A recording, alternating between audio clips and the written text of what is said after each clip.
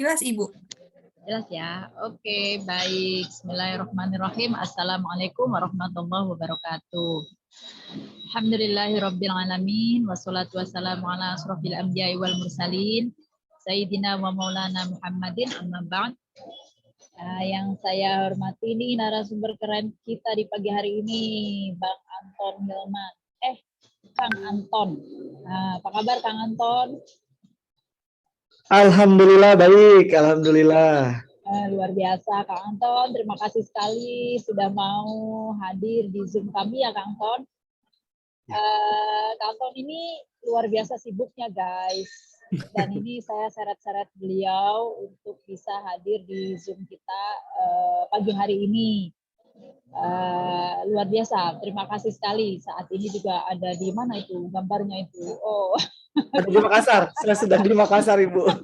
Lagi di Makassar, itu kan luar biasa. Pengennya sih hadir, cuman karena beliau nggak ada round gitu ya, jadi ya udah kita Zoom aja. Kang Anton, perlu kami sampaikan bahwa kegiatan ini satu rangkaian dalam kegiatan BCOS, Bootcamp for Continuing Study. Makanya kita record, kita record itu nanti kita share ke kawan-kawan dan nanti kita masukkan juga ke YouTube Kang Anton. Jadi bagi kawan-kawan yang miss hari ini atau mungkin hari ini hadir tapi pengen dengerin Kang Anton lagi gitu ya, pengen lagi gitu bisa kemudian di-setel lagi gitu kan. Karena kami yakin apa yang akan Kang Anton share hari ini itu akan sangat bermanfaat buat kawan-kawan peserta BCOS. BCOS itu Bootcamp for Continuing Study. Jadi kawan-kawan yang hadir di sini, Kang Anton, sebagian besar mereka ini memiliki motivasi untuk studi lanjut. Gitu, studi lanjut. Tapi kan banyak kegalauan nih dalam mempersiapkan studi lanjut nih. Salah satunya adalah memilih bidang studi, terutama bagi fresh graduate, terutama ya yang misalnya mereka udah kerja gitu ya setengah tahun, 1 tahun, kerjanya tuh di luar prodinya dia, terus dia pengen meningkatkan kompetensi di bidang yang sekarang jadi kerjaannya, yang nggak linear dengan S1-nya misalnya gitu. Itu gimana ya, bisa apa enggak, terus carinya gimana, terus bijaksananya seperti apa milihnya gitu ya. Nah itu. Nah yang linear juga bingung gitu, kadang kok nggak ada ya nama bidang studinya di sini gitu ya. Kan kita biasanya warga plus 62 nih kadang kan suka bikin nama aneh-aneh ya bidang studinya misalnya gitu ya. Nah di luar negeri gimana nih ngepasinnya gitu kan. Nah itu pasti Kang Anton sudah sangat berpengalaman untuk menghadapi kawan-kawan yang galau-galau seperti ini. Jadi kami dari Pusat Karir sangat berterima kasih nanti Kak Anton bisa sharing tentang bagaimana bisa menghadapi hal seperti ini ya, sehingga kawan-kawan ini yang mau studi lanjut mereka mendapatkan jalan yang lurus, shirotol mustaqim Dan diridhoi ya Bu ya. Iya, jangan diridhoi. Jadi Kang Anton sekali lagi terima kasih sekali atas waktunya dan sharingnya. Buat teman-teman yang hadir di sini, yang join saat ini, manfaatkan komunikasi langsung dengan Kang Anton karena kalau sudah di-record, sudah masuk YouTube, wah susah sekali ini menggapai Kang Anton. Jadi harus sekarang gitu ya, mau tanya langsung gitu. Saya kira itu saja Kang Anton, sambutan dari saya. Sekali lagi terima kasih buat Kang Anton dan selamat mengikuti sesi pagi ini buat kawan-kawan yang hari ini hadir di sini. Yang dari saya, billahi taufiq wal hidayah. Assalamualaikum warahmatullahi wabarakatuh.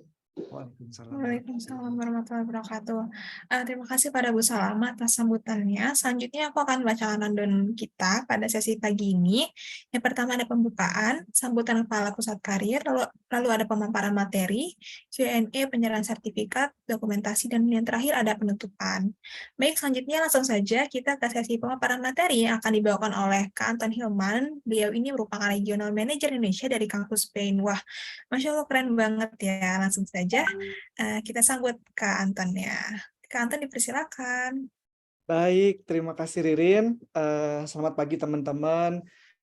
Bonjour à tous, buenos dias, les alumnos, seperti itu.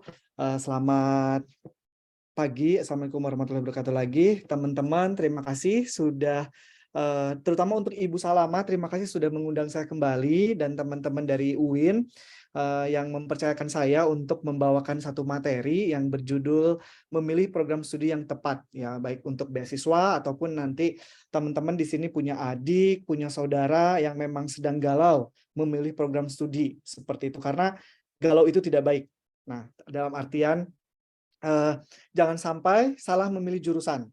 Efeknya yang terjadi ketika kita salah memilih jurusan adalah masuk ke semester 3, masuk ke semester 4, karena itu sudah bukan bidang jurusan saya, yang terjadi adalah bisa jadi studinya tidak diselesaikan, atau yang kedua, fatalnya adalah ketika sudah diselesaikan studinya seperti itu, ternyata karirnya tidak mau di bidang tersebut, nanti fatal sekali ke karirnya Anda. Jadi Anda akan berada di suatu lingkungan, di suatu kondisi yang dimana hal tersebut tidak Anda inginkan sebetulnya. Nah, hari ini saya akan sharing dengan teman-teman semua tentang memilih program studi. Dalam artian, teman-teman tidak harus fokus ke referensi dari saya di sini akan share ke beberapa materi dan pengalaman yang saya tahu dan yang pernah saya lakukan, yang pernah saya alami ketika memilih jurusan.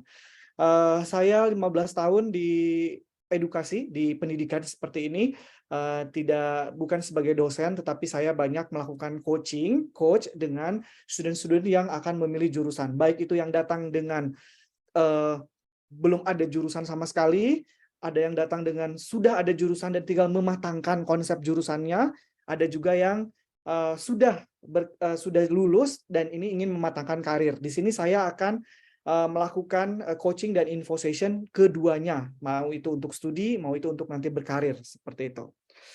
Saya akan share. Oke.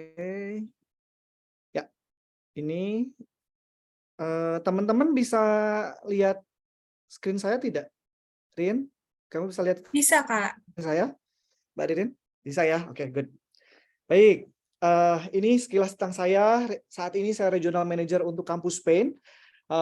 Di sini jujur saya tidak akan banyak membahas tentang Spanyol, tetapi lebih ke bagaimana membangun karakter Anda untuk siap memilih atau berstudi sesuai dengan jurusan pilihan yang Anda minati, seperti itu. Saya tadi bilang 15 tahun, saya expert di bidang education cooperation dan juga student coaching. Nah, contohnya misalkan Mbak Ririn, Mas Irfan, Mbak Putri boleh datang ke saya untuk ini saya mau ambil jurusan ini, kira-kira bagus atau enggak ya, seperti itu. Saya akan jawab pertanyaan-pertanyaan tersebut. Lalu selain belajar, buat saya otak kiri dan otak kanan itu harus balance, harus seimbang sehingga maksimal, ya. Saya senang sekali traveling. Saat ini saya bukan dalam rangka traveling pribadi, saya sedang berkunjung ke Makassar untuk menemui SMA-SMA dan universitas di Makassar terkait dengan info session tentang studi di Spanyol. Lalu saya orang yang sangat passion dengan culture, tidak hanya culture, juga social happening, ataupun juga saya dengan education, passionnya di situ. Dengan sesuatu yang terjadi di masyarakat tentang social life, seperti itu saya biasanya banyak diskusi dengan teman-teman di lingkungan saya, sekitar saya. Oh, tidak bisa, sebentar. Oke. Nah, ketika memilih jurusan, ya, sebentar. Oke. Sebentar. Nah, ketika memilih jurusan, ini yang biasanya saya pertanyakan ke student saya, yaitu yang pertama tentang apa yang harus kita siapkan. Nah, apa yang harus kita siapkan ketika memilih jurusan, dalam proses mencari jurusan, sebelum ketemu orang yang bisa kasih kamu advice tentang jurusan-jurusan yang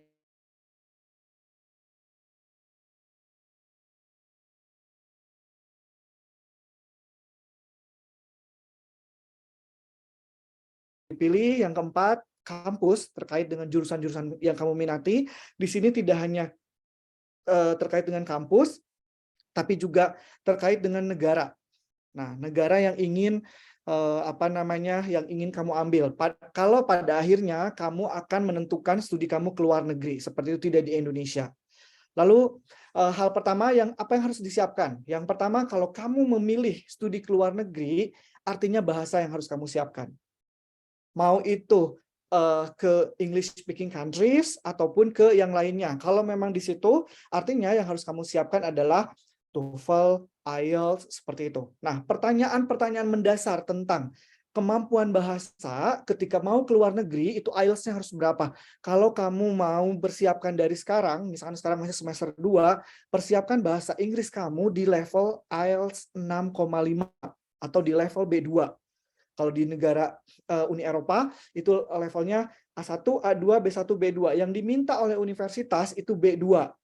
Termasuk IELTS 6,5, IELTS 6,5 atau TOEFL 550 itu masuk ke kelas atau level B2.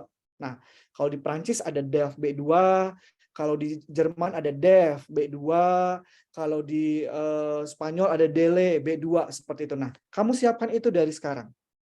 Basic, kalau kamu belum menentukan mau kemana, silahkan bahasa Inggris kamu perkuat. Bahasa Inggris bukan untuk daily activities, daily conversation, tapi lebih ke academic purpose. Kayak gitu. Kamu harus memiliki kemampuan bahasa Inggris, seperti itu, di level yang tadi, IELTS 6,5. Kalau kamu dapat 7, itu sudah luar biasa. Jangan sampai misalkan IELTS level 5,5 atau 6 dan pada akhirnya kampus menerima kamu ke sana. Kalau saya bilang jangan dipaksakan. Kenapa? Karena baik lagi, studi kamu tidak berkaitan dengan tes IELTS atau TOEFL itu sendiri. Bisa jadi pada saat IELTS atau TOEFL kamu melakukan itu ada faktor laki atau keberuntungan seperti itu. Sehingga kamu dapat 6 seperti itu. Lalu dipaksakan untuk berangkat. Yang terjadi adalah ada beberapa hal kamu akan missing ketika melakukan proses studi. Ada hal yang kamu tidak begitu pahami atau misunderstanding terhadap konsep atau materi yang diberikan oleh dosen. Jadi 6,5 tidak boleh ditawar, ya. Seperti itu. Lalu manajemen ekspektasi di sini. Ekspektasi kamu, kalau saya mengutip dari beberapa ada satu artis Indonesia yang bilang bermimpi aja dulu, baru nanti realisasikan. Nah, kita boleh bermimpi, tapi kita juga harus bisa memanajemen ekspektasi kita. Jangan sampai ketika target kita ke A, ternyata kita dapatnya di B, kamu down atau kita tidak semangat, tidak ada motivasi seperti itu. Nah, manajemen motivasi itu juga harus dari sini, dari sekarang. Ya, jangan juga jadi orang Indonesia yang ya sudahlah di sini saja. Jangan juga seperti itu. Tetap kamu harus punya prioritas. Tetapi manajemen ekspektasi kamu jangan sampai menurunkan motivasi kamu. Artinya pilihan 1, pilihan 2, pilihan 3 itu harus ada. Ketika kamu diterima di pilihan 3, itu konsekuensi yang harus kamu lakukan dan motivasi kamu harus tetap ada. Di situ ada manajemen ekspektasi. Lalu seperti yang sudah dilakukan oleh kebanyakan orang dan termasuk saya, biasanya buat daftar to do dan juga cari info sebanyak-banyaknya. Tidak hanya dari sini, lepas dari sini, datang lagi ke kantor carrier, bertemu dengan Ibu Salema, bertanya lagi banyak-banyak tentang mau itu terkait dengan universitas. Nah, lalu cari info tidak hanya langsung ke pusat atau center informasi, tapi kamu juga bisa lewat website seperti itu. Kalau di Indonesia, kamu bisa tuh cari-cari pergi ke universitas yang mau kamu tuju. Misalkan mau lanjut ke UIN S2-nya, ya silahkan tanya ke jurusan tersebut, Pak, di jurusan ini belajar apa saja yang akan diberikan. Lalu dokumen pendukung. Nah, biasanya seperti yang tadi saya bilang, untuk bahasa kamu punya 6,5 untuk IELTS itu sudah dipersiapkan dari awal. Dokumen pendukung lainnya seperti nanti siang akan ada how to write a good curriculum vitae. Nah, itu dokumen pendukung kalau ke luar negeri, motivation letter, curriculum vitae atau esai, ini 3 yang terpenting. Seperti itu nanti akan dikupas oleh beberapa pemateri lain. Nah, kalau nanti suatu hari kita bertemu atau nanti boleh minta kontak saya atau email saya ke Ibu Salama, kamu boleh diskusi dengan saya. Ini motivation letter saya atau esai saya atau kurikulum vitae saya sudah fit atau sudah bagus belum, seperti itu. Nanti by experience saya akan sharing dengan kalian. Lalu yang kedua, sudah tahu tertarik pada bidang apa? Seperti itu. Kita sudah tahu belum tertarik pada bidang apa? Ya, pertama pilihan harus datang dari diri sendiri untuk jurusannya. Ya, kalian sudah S1, sudah di UIN. Apa ada yang dari luar yang masih SMA, Mbak Ririn? Atau ini mahasiswa UIN semua? Ini sejauh ini mahasiswa UIN semua, Kak. Baik, good to know, good to know. Kalau kalian saat ini sedang S1 di UIN, artinya kalian tidak boleh lagi datang ke Edu Expo atau ke expo yang lain bertanya begini, jurusan apa yang paling bagus? Tidak boleh begitu, ya, karena kalian sudah S1. Kalau SMA masih oke. Lalu tidak lagi ada pertanyaan, ada jurusan yang bagus nggak buat saya? Nah, seperti itu. Biasanya kalau ketemu saya, akan ada pertanyaan-pertanyaan yang ganas dari saya untuk kalian yang bertanya-tanya seperti itu, ya. Pertanyaannya lebih kepada, saya S1 di sini, mau mengambil X di luar negeri, apakah bisa? Lalu pertanyaan kedua, saya mengambil kimia atau jurusan sains, saya mau ngambil social science, apakah bisa? Nah, itu pertanyaan kalian yang harus keluar dari benak kalian, dari pikiran kalian. Tidak lagi jurusan apa yang bagus buat saya. Kalau kamu anak ilmu sosial,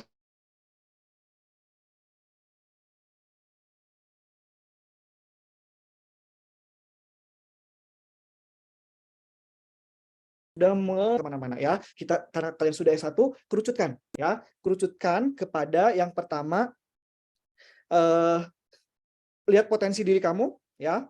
Lihat jurusan kamu yang sedang kamu pelajari.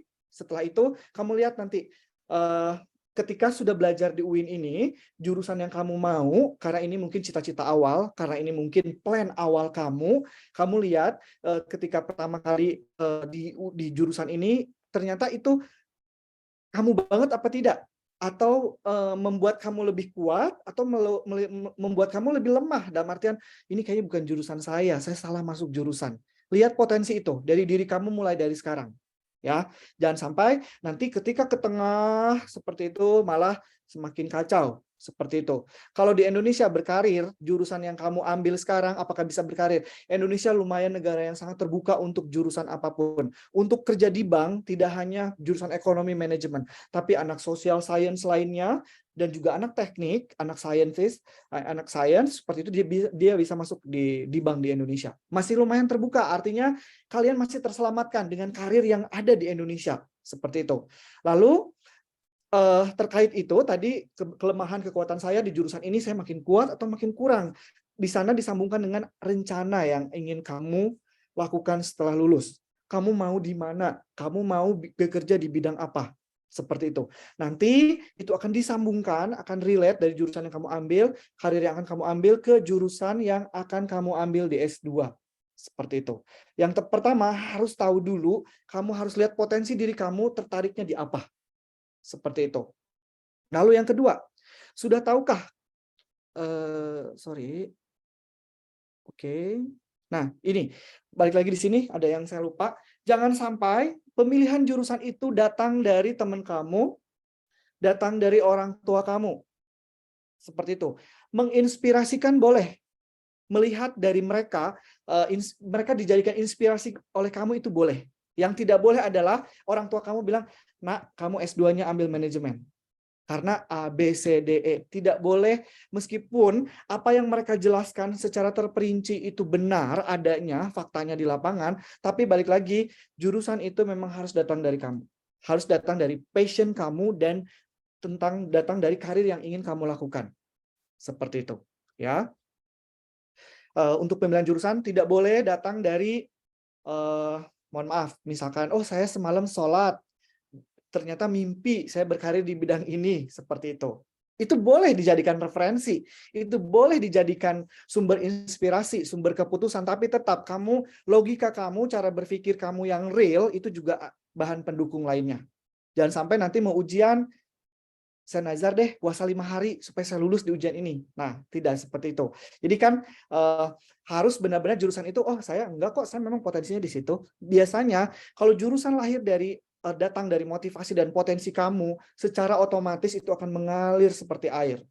Kamu akan cari referensi dengan baik, tidak ada istilah saya harus, aduh saya malas nih baca ini, aduh saya malas baca ini, enggak. Tapi kamu mencari ilmu-ilmu pendukung tersebut. Seperti itu biasanya kalau memang jurusannya datang dari kamu. Seperti itu. Lalu, sudah tahu karakteristik kurikulum dan jurusan yang akan dipilih. Setelah menentukan jurusan, setelah kamu coaching, setelah kamu ketemu dengan coach kamu, dengan Ibu Salama, misalkan dengan dosen di pusat karir, kamu lihat kurikulum yang ingin kamu ambil. Seperti itu. Karena untuk informasi kalian, ya, beberapa jurusan yang sama dengan di Indonesia atau jurusannya yang di Amerika, di Australia, dan di beberapa negara sama, itu biasanya kurikulumnya beda. Kamu buka satu-satu ketika sudah memilih dan menentukan jurusan tersebut, saya mau ambil jurusan A di kampus A. Kamu buka situs webnya, kamu buka kurikulumnya. Di sana biasanya setiap university, setiap jurusan, setiap studi program, mereka menulis kurikulum atau mata pelajaran, mata kuliah yang ingin kamu lakukan. Satu-satu itu mereka biasanya ada. Seperti itu. Semester 1 ngapain, semester 2 ngapain. Kamu lihat di situ, sesuai tidak dengan kemauan kamu, dengan apa yang ingin kamu lakukan dan kamu cari untuk memperkuat kamu nanti berkarir, seperti itu. Itu biasanya ada. Lihat di jurusannya, lihat mata kuliahnya satu-satu secara detail. Jangan sampai nanti kamu, baik lagi, ketika sudah di jurusan yang kamu mau, sesuai dengan passion kamu, ternyata ada mata kuliah yang tidak sesuai dengan kamu, dan banyak sekali mata kuliah yang tidak sesuai dengan yang kamu mau. Seperti itu. Ya. Jadi ini titik penting. Selain tadi memilih diri sendiri dari diri sendiri, dari faktor eksternal juga, ini dari kurikulumnya, itu harus dilihat seperti itu. Seperti itu, oke? Sebentar, lanjut. Oke, nah biasanya di beberapa jurusan, misalkan di bisnis manajemen, kalau di sana ada tentang komunikasi bisnis, sosiologi bisnis, ya itu jangan dijadikan hambatan. Ketika kamu mau berkarir di bidang bisnis manajemen, kamu S1 di bisnis manajemen, mau ambil S2 bisnis manajemen, komunikasi bisnis, pelajari dengan baik. Karena dari sana biasanya ada skill-skill yang memang tidak pernah kita ketahui atau kita pelajari ketika kita belajar di marketing. Ilmu marketing kita belajar tentang bagaimana menjual. Komunikasi di marketing dia berbicara tentang soft skill, how to sell. Bagaimana ketika marketing tersebut memiliki public speaking yang bagus, itu komunikasi marketing, misalkan komunikasi manajemen. Seperti itu.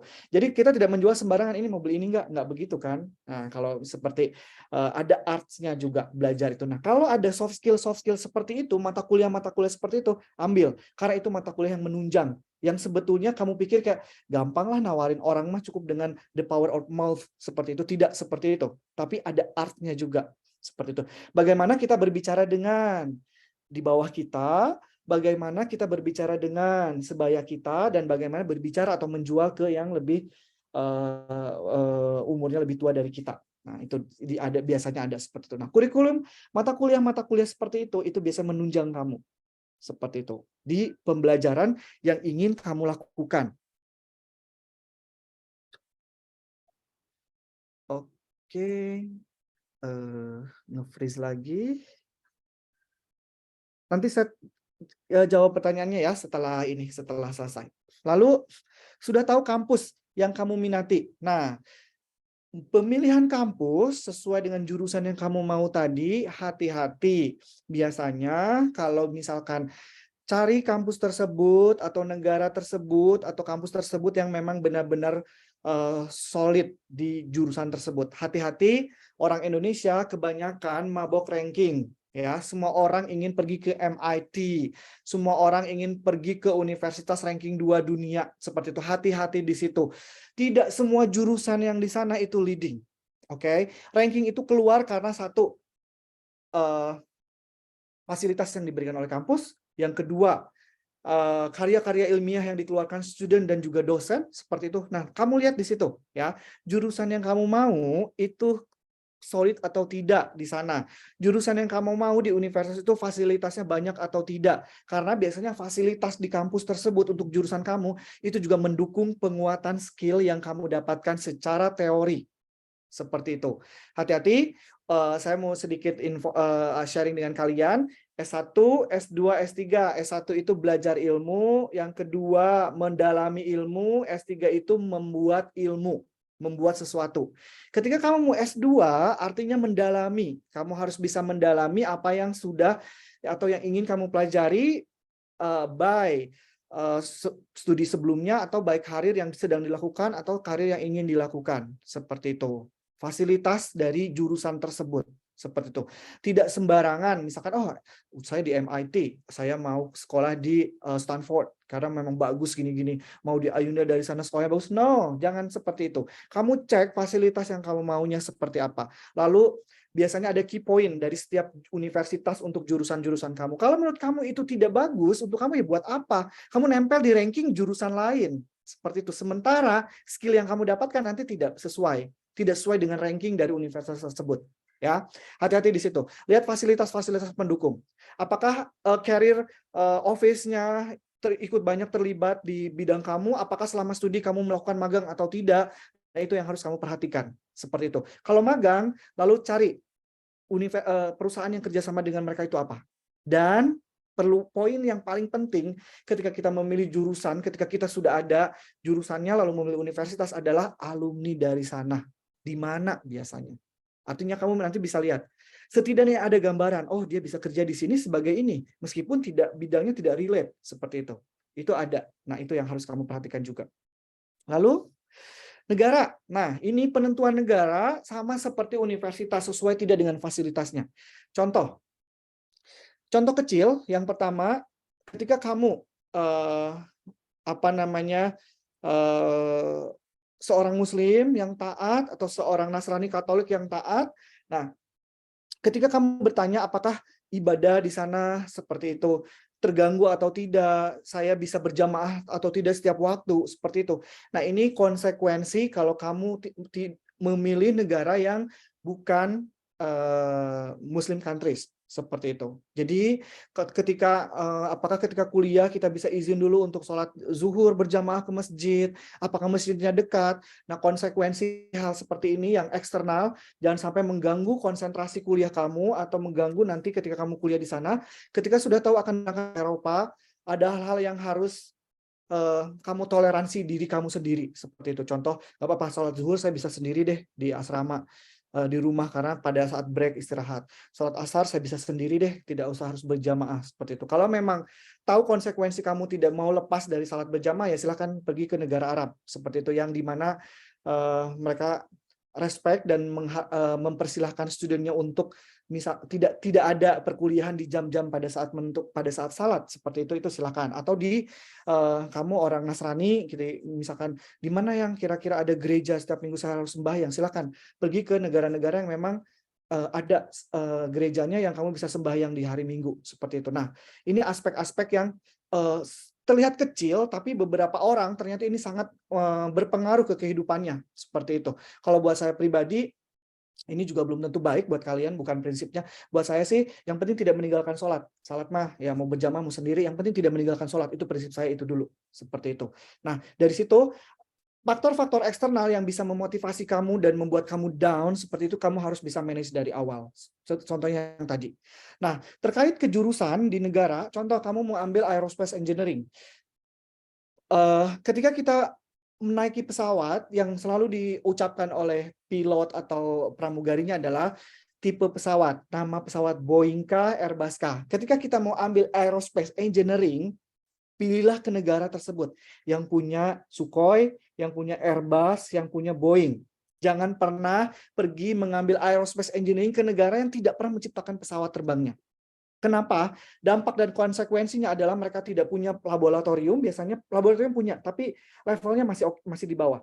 Lalu kedua, ketika melakukan magang, ya udah, kamu dari aerospace engineering disuruh magang di perusahaan mobil, nyambung tidak, relate tidak.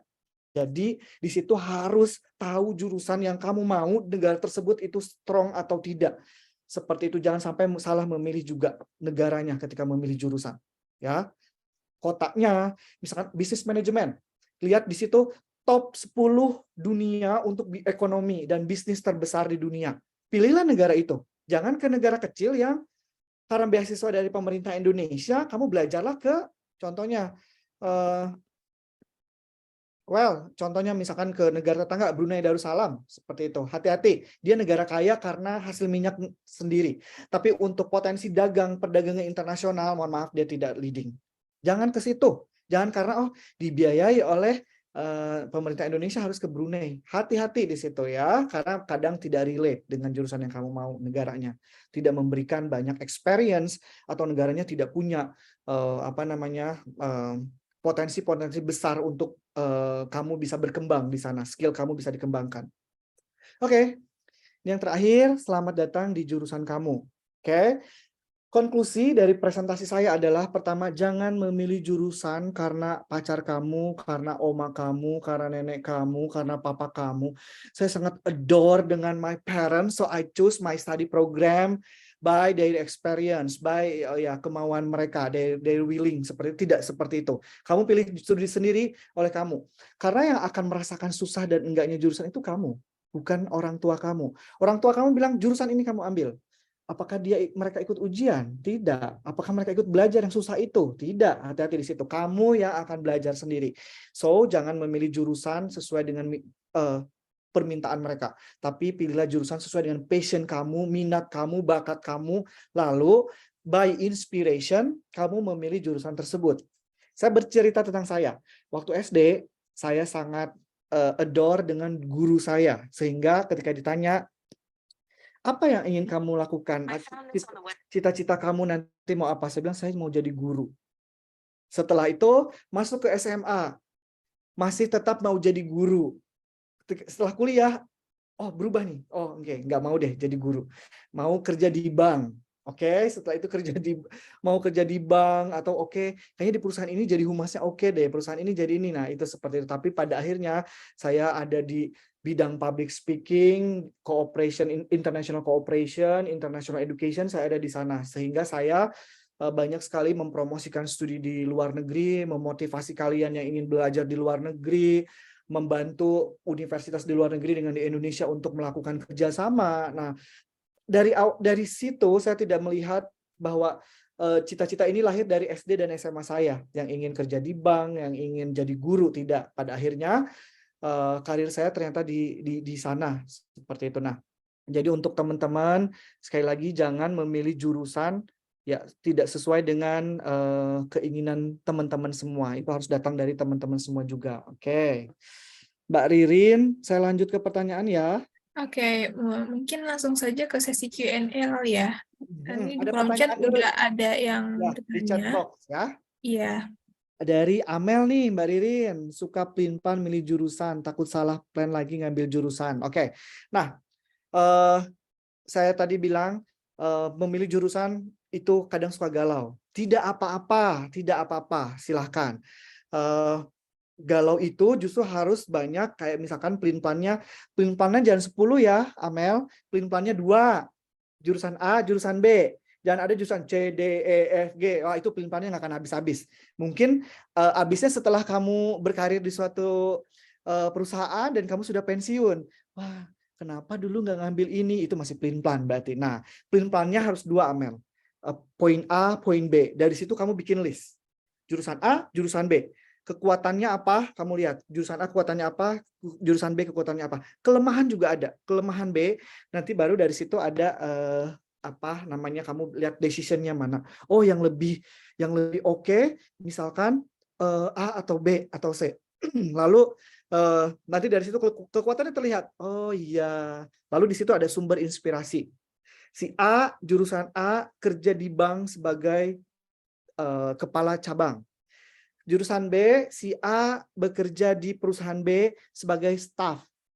Nah, dari situ kamu bisa lihat ya, pemilihan-pemilihan, atau misalkan mungkin tidak karirnya berkembang. Ketika dia sudah kepala cabang itu sudah di maksimal, tetapi ketika dia di staff itu memang terkesan rendah, tapi lihat di situ ada peluang karirnya itu banyak. Nanti dari sini dia bisa jadi ini, jadi ini, jadi ini. Lalu bisa juga nih kalau kerjanya di kerja multinasional, tidak hanya nanti bekerja di Indonesia tapi juga mungkin ke luar negeri. Nah, nanti dia dapat lagi skill dari orang luar seperti itu. Nah, plan-plan seperti ini yang harus kamu bilang, yang tadi saya bilang, bikin list to do yang harus kamu lakukan. Seperti itu. Lalu katanya plan-plannya gara-gara omongan lingkungan keluarga dan saran teman juga. Tidak masalah, tidak masalah. Jangan sampai saran mereka itu menjadi sebuah final decision yang tidak datang dari hati kamu. Justru bagus ada saran dari mereka. Itu artinya ketika kamu sudah memilih jurusan ini, tapi ternyata dari sini ditempa seperti itu. Itu jadi masukan buat kamu semakin solid menentukan jurusan yang sudah kamu tentukan by heart, by your research, by your plan kayak gitu. Jadi semua sudah kamu tentukan. Justru itu bagus untuk kalau ada dari omongan dari kanan kiri seperti itu. Ya Amel, nanti saya boleh kapan kalau misalkan saya ada lagi sesi ke UIN, Amel nanti ketemu sama saya supaya hilang kegalauan kamu seperti apa. Bukan hipnotis, bukan apa, tapi minimal kamu oh iya harus seperti ini. Jangan sampai nanti mereka malah membuat kamu jadi pontang-panting kanan kiri dan akhirnya kamu tidak jelas plan yang udah kamu buat 60% malah jadi hancur seperti itu. Lalu oke, Ibu Salama. Oke. Nanti saya sedikit akan membahas tentang Spanyol seperti itu, oke? Yang pasti untuk basic informasi sebelum nanti saya ke pertanyaan Mas Muhammad, di Spanyol ada 2 tipe university sama seperti di Indonesia, public dan private. Pendidikan pengajarannya bahasa Inggris dan bahasa Spanyol. Nah, kalau public university biasanya pengajaran menggunakan bahasa Spanyol. Seperti itu. Lalu kelebihan lain daripada negeri tadi berbahasa Spanyol, oh saya belum bisa seperti itu. Kenapa harus ke kampus negeri yang berbahasa Spanyol? Karena disubsidi oleh pemerintah. Yang private harganya 10.000 euro, kalau yang public harganya kalau S2 itu 1.500 sampai 2.000 euro per tahun. Kenapa murah? Karena subsidi tadi. S2 di Spanyol itu cuma 1 tahun untuk semua bidang studi. Pertanyaan, bisa cross major? Tidak, bisa. Tapi akan ada pertanyaan kalau cross major. Pertama, pertanyaannya adalah kenapa? Kalau cross major itu berkaitan dengan karir yang sedang kamu lakukan, itu mungkin bisa. Itu bisa diterima. Di semua negara bisa.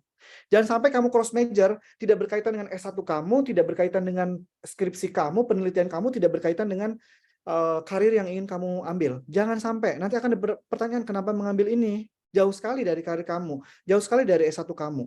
At least ketika memilih cross major, itu harus berkaitan dengan S1, karir yang ada saat ini. Seperti itu. Jadi tidak... kenapa ingin jurusan ini? Tidak sesuai dengan karir kamu dan S1 kamu. Enggak, saya melihat orang lain tuh sepertinya menarik. Nah, jangan seperti itu. Ya. Kalau di luar negeri yang akan ditanya adalah, esai kamu bisa menjelaskan dengan baik kenapa jurusan itu, kenapa cross major. Seperti itu. Lalu di Spanyol, untuk S2, tadi 1 tahun tok, kamu tidak akan ada tambahan S2, tambah setahun, tambah 1 semester, tidak. 1 tahun tok, kalau misalkan mau beasiswanya, kita ada beasiswa dari Erasmus Mundus dan dari universitas-universitas Spanyol. Seperti itu. Lebih dalam lagi untuk Erasmus Mundus, silahkan buka situs Erasmus Plus Indonesia. Nanti itu keluar semua negara konsorsium dan universitas-universitas di Spanyol yang masuk ke list konsorsium Erasmus tersebut. Kekuatan dari Spanyol untuk program studi yang pertama adalah engineering. Engineeringnya mechanical engineering, aerospace engineering, lalu food science, food tech, seperti itu. Kenapa mereka sangat kuat dengan itu? Karena yang pertama, konsorsium Airbus itu adalah Prancis, Spanyol, Jerman, Inggris. Artinya aerospace engineering di negara-negara tersebut. Ya, energi terbarukan. Salah satu negara di dunia yang banyak membuat mobil, terutama untuk pasar market Amerika dan Eropa, itu adalah Spanyol. Sehingga teknik mesin ambillah di Spanyol. Kereta tercepat di dunia, inisiatifnya adalah Spanyol, didukung oleh Prancis, sehingga untuk teknik mesin perkeretaan, Spanyol juga leading. Lalu terkait dengan international relation, ilmu politik, Spanyol adalah salah satu negara yang digunakan untuk komunikasi di PBB. Bahasa Spanyol adalah bahasa yang digunakan di 21 negara. Artinya, soft skill Spanyol untuk di dunia international relation, di bidang diplomasi itu sangat kuat. Sama seperti Prancis. Seperti itu. Jadi, kalau misalkan mau belajar bidang tersebut, lihat background yang ada di negaranya dan di universitasnya, fasilitas yang ada. Tidak sembarang, misalkan saya mau ambil international relation kemana? Ke Filipina. Saya mau ambil international relation kemana? Ke Malaysia. No, itu bukan negara-negara yang punya soft skill tentang international relation. Ya, saat ini kalau mau studi tentang ilmu diplomasi dan international relation, Ibu Retno bagus. Bukan berarti Indonesia bagus untuk jurusan-jurusan international relation-nya seperti itu ya ada plus minusnya lah. Tapi untuk saat ini menurut saya orang yang bagus di bidang diplomasi dan international relation-nya adalah Bu Retno untuk Indonesia. Tapi untuk negara-negara Prancis bisa diperhitungkan, dia punya Sciences Po. Spanyol bisa diperhitungkan, Amerika, Inggris seperti itu dan China. Kenapa? Karena mereka kekuatan pengaruh mereka dalam bidang diplomasi dan hubungan internasional sangat diperhitungkan dunia. Belajarlah kamu dari sana kalau untuk jurusan itu. Lalu di Spanyol ada jurusan hospitality, fashion design, dan desain itu juga sangat strong di sana. Karena memang untuk fashion design, kamu mungkin sering ke mall atau membeli baju Zara, Bershka, Pull&Bear, Stradivarius, Mango, itu semua produk-produk Spanyol. Kalian percaya atau tidak, itu adalah perusahaan-perusahaan Spanyol untuk bidang fashion. Seperti itu. Saya yakin teman-teman juga pasti pakai salah satu brandnya dari Spanyol itu. Ya, sehingga untuk studi di Spanyol, bidang-bidang tersebut itu sangat leading. Oke, tuition fee tadi di negeri disubsidi untuk S2 1.500 sampai 2.000 euro per tahun. Kalau dirupiahkan 25 sampai 34 juta per tahun. Seperti itu untuk tuition fee. Di private ada yang berbahasa Inggris tapi dia 10.000 euro. Buat apa? Kalau saya sarankan belajar di publik yang menggunakan bahasa Spanyol. Mohon maaf. Saya lanjut ke pertanyaan Muhammad Farhan. Nanti saya spill sedikit-sedikit terkait tentang Spanyol. SMA IPA, S1 diterima ilmu politik, semisal S2 ke jurusan IT dengan matrikulasi itu bisa nggak ya atau cuma boleh jurusan sosial saja? Nah, ini yang ingin saya sharing dengan teman-teman. Beberapa negara itu sangat strict tidak menerima anak IPS mengambil jurusan science, IT seperti itu. Kalau IT manajemen itu masih mungkin, Mas Muhammad. Tapi kalau benar-benar IT, computer science, itu mereka biasanya mempertimbangkan apa poin beratnya kamu mau mengambil itu dan biasanya mereka strict tidak terima. Kecuali anak IT mau ambil manajemen bisnis, anak IT mau ambil ilmu politik tapi bukan yang politik 100%, misalkan politik perusahaan dan membahas tentang ya manajemen politik di perusahaan seperti itu masih mungkin. Tapi kalau memang politik banget seperti itu dia mau ambil perpartaian dan tidak punya background tentang itu agak susah. Nah, Mas Muhammad Farhan di sini ada beberapa universitas betul yang memberikan matrikulasi, tapi biasanya tidak matrikulasi, grade kamu diturunkan. Misalkan tahun terakhir S1 kamu diterima di situ, baru nanti masuk ke jurusan S2-nya atau foundation untuk masuk master.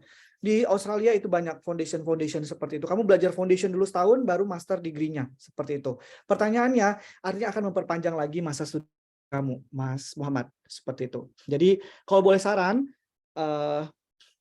suka IT itu kenapa? Apakah praktisi mau benar-benar mau tahu tentang membuat program, kamu akan membuat program, ataukah kamu cuman kayak oke, saya mau di IT karena mungkin tidak mau fokus di situ, tapi mungkin luarannya atau bidang-bidang yang kamu tidak mau bikin program seperti itu harus diselidiki lebih lanjut lagi, harus didalami lagi, Mas Muhammad, seperti itu. Tapi kalau di beberapa negara cross major dari IPA ke IPS itu tidak, dari IPS ke IPA itu tidak bisa, seperti itu.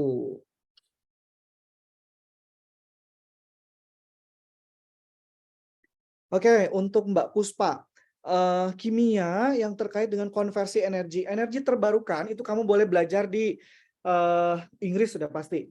Prancis, Spanyol, Jerman. Kamu boleh cari lagi 3 negara itu. Karena mereka untuk energi terbarukannya terutama Prancis dan Spanyol itu sangat strong ya, seperti itu. Kamu nanti bisa komunikasi lebih lanjut sama saya untuk dapat informasi. Dari Mas Ibrahim, saya izin bertanya terkait.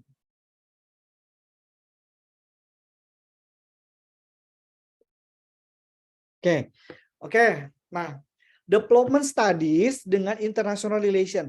Fokus international relation adalah lebih ke diplomasi dan hubungan internasional. Seperti itu. Kalau yang Master of Development Studies, hati-hati. Dia diajarkan tentang skill diplomasi dan public speaking, tapi dia tidak terarah ke diplomatik antara negara dengan negara. Master of Development Studies itu lebih kepada bagaimana NGO bisa mendapatkan bisa bekerja dengan sesama NGO atau dia bisa masuk ke negara tersebut sehingga NGO tersebut bisa mengambil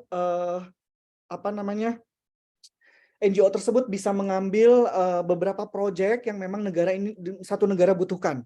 Kalau international relation, diplomasi itu sudah jelas antara hubungan negara dengan negara, berhubungan dengan kerjasama ekonomi. Nah, biasanya kalau dari HI, kerjasama diplomatik, suatu negara sudah menandatangani kerjasama diplomatik, ke bawahnya itu baru ada proyek yang dimana proyek itu dilakukan oleh development studies. Paham ya? Hubungan dari negara dengan negara itu international relation. Bentuk hubungannya nanti keluar ke kerjasama. Apakah kerjasama pendidikan, sosial, budaya. Development studies itu biasanya lebih ke sosialnya. Seperti itu. Atau ke pendidikannya. Seperti itu. Bagaimana bisa mengurangi kemiskinan di suatu negara. Bagaimana ini dia punya proyek nih. Proyek tentang menghapus buta huruf. Seperti itu. Seperti itu. Nah itu di development studies.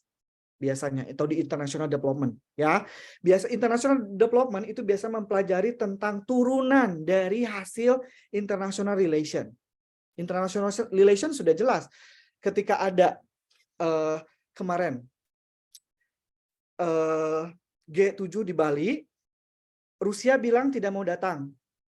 Nah, ketika ada isu-isu seperti itu, bagaimana meyakinkan Amerika tetap datang, Cina tetap datang, negara-negara musuh Eropa tetap datang, soft skill international relation di situ dibutuhkan. International development tidak, atau master development studies tidak membahas itu. Ya, development studies biasanya tentang project-project bagaimana dari hasil turunan dari tadi international relation, hubungan-hubungan atau MOU yang sudah dibuat dua negara tersebut. Seperti itu, Mas Ibrahim. Soalnya internasional. Oke. Nah, lalu nanti kamu misalkan S1-nya dari tadi international relation, S2-nya mau ngambil international development itu sangat bisa. Tapi saya sarankan ketika lulus SMA, ketika lulus S1, join dulu dengan NGO biar kamu tahu international development itu seperti apa. Ya, biasanya dari ilmu-ilmu dari NGO tersebut biasanya ada. Dita.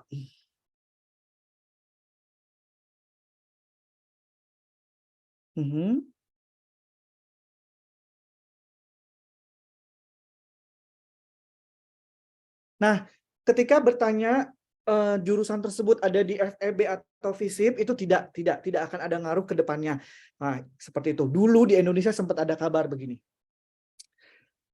Jurusan SPD ekonomi atau pendidikan ekonomi tidak bisa lanjut ke master ekonomi atau bisnis di Indonesia. Sejak kasus itu mencuat, baru pemerintah membuat keputusan boleh bahwa dari SPD ekonomi dengan SE belajar S2 ekonomi dan bisnis. Lalu pertanyaan saya ketika itu, kementerian kalau memang melarang itu, untuk apa dibuka ilmu pendidikan ekonomi? Sementara jurusan ekonomi setiap tahun menerima 100 mahasiswa. Kali ada berapa jumlah IKIP di Indonesia. Belum lagi ada universitas lain yang membuat jurusan tarbiyah atau pendidikan. Seperti itu. Itu sangat, mohon maaf, itu sangat, enggak, saya tidak mau bilang bahasanya terlalu kasar atau terlalu berat. Buat saya itu sangat, kamu membuat satu jurusan, lah seperti itu, lalu mempersulit orang itu untuk bekerja, mempersulit orang itu untuk berkarir, mempersulit orang itu untuk lanjut studi. Untuk apa? Ini komennya untuk pemerintah Indonesia sih, bukan untuk teman-teman semua yang dulu, terutama yang dulu. Tapi karena ada fleksibilitas tersebut, SPD ekonomi bisa kuliah untuk mengambil magister manajemen atau magister ekonomi di semua universitas di Indonesia. Senior saya waktu itu tanya, oh ini nggak bisa nih begini-begini karena ini bukan SE. Ya, untuk apa lalu dibuat di universitas, dibuat jurusan pendidikan ilmu ekonomi seperti itu? Itu kan sama saja seperti melarang atau mengekang gitu, kayak gitu. Sama saja seperti merendahkan, mohon maaf, IKIP atau institut keguruan dulu seperti itu. Tidak ada masalah ya untuk Dita seperti itu. Untuk di Spanyol jurusan manajemen dan kebijakan publik itu ada di Barcelona, ada di Madrid, Universidad de Madrid, Universidad de Barcelona, dan juga di Valencia. Dita, nanti kamu boleh sharing, sama saya, nanti kita bahas lagi lebih detail tentang jurusan kamu. Mungkin karena keterbatasan waktu, ini pertanyaan terakhir kali ya Kak dari Jusvita. Oke, Jusvita, bidang kedirgantaraan dan data analisis. Negara yang baik di bidang itu. Oke. Kalau mau belajar tadi tentang data analisis, tentang kedirgantaraan, kamu boleh ke, mohon maaf, ke Rusia, ke Amerika, China juga boleh, seperti itu, atau ke negara-negara Eropa Barat, Jerman, Prancis, Spanyol, UK. Lalu untuk data analisis di negara-negara tersebut juga tadi oke. Dan tambahan sedikit di negara Eropa seperti Finlandia, Swedia, Polandia itu juga sangat bisa diperhitungkan. Jusvita sama Dita ini saya kasih email saya ya, atau untuk teman-teman juga nanti silahkan kalau mau ada informasi atau mau diskusi sama saya silahkan emailkan, nanti kita bikin janjian, habis itu nanti kita bisa Zoom meeting bareng-bareng seperti itu. Baik, terima kasih Jusvita dan lain-lain teman-temannya, Dita juga. Oke, terima kasih Kak Anton atas jawabannya dan teman-teman sudah aktif bertanya. Nah, mungkin langsung saja kita pindah ke sesi berikutnya, yaitu ada penyerahan sertifikat. Mungkin panitia bisa bantu untuk share screen. Oke. Kita screenshot ya, Pak. Oh ya, saya mau foto ya, boleh. Oke, nggak apa-apa. Boleh deh, atau enggak nanti Mulai. Ririn boleh kirim ke saya, ke WA ya. Oke, iya boleh, Kak. Kita mulai. Ya. 1, 2, 3. Oke. Selanjutnya mungkin ini buat teman-teman nih yang belum on cam, yuk kita on cam dulu. Selanjutnya kita ada sesi dokumentasi. Mantap ini. Yuk kita tunggu ya. Ibu Salamah lagi di luar ya? Di dalam, masa di luar? Di luar takut kehujanan. Oke. Segini aja. Kita mulai sekarang aja kali ya screenshotnya. Kita mulai 1, 2, 3. Oh ini baru pada Ada masuk. lagi nih. Oke, kita mulai lagi. 1, 2, 3. Oke. Terima kasih pada Kak Anton. Dengan berakhirnya tanya jawab dan dokumentasi, nanti kita sudah di penghujung acara sesi ini, teman-teman. Cuman jangan sedih karena nanti akan ada sesi kedua di sore hari. Jadi kalian bisa kembali pada jam 15.00 nanti. Sekarang mungkin teman-teman bisa istirahat dulu. Nah, aku juga mau ingetin di sesi kali ini kita ada link feedback. Sudah ditaruh di kolom chat juga. Jadi mungkin bisa langsung diisi aja selagi menunggu sesi berikutnya. Oke, terima kasih sekali kepada Kak Anton dan teman-teman sekalian. Mungkin sekian dari aku. Kurang lebihnya mohon maaf. Wassalamualaikum warahmatullahi wabarakatuh. Terima kasih. Waalaikumsalam Warahmatullahi wabarakatuh. Terima Salam kasih Kak hari Anton. Ririn, Terima terima kasih. kasih. Ya, Assalamualaikum. luar biasa. Waalaikumsalam.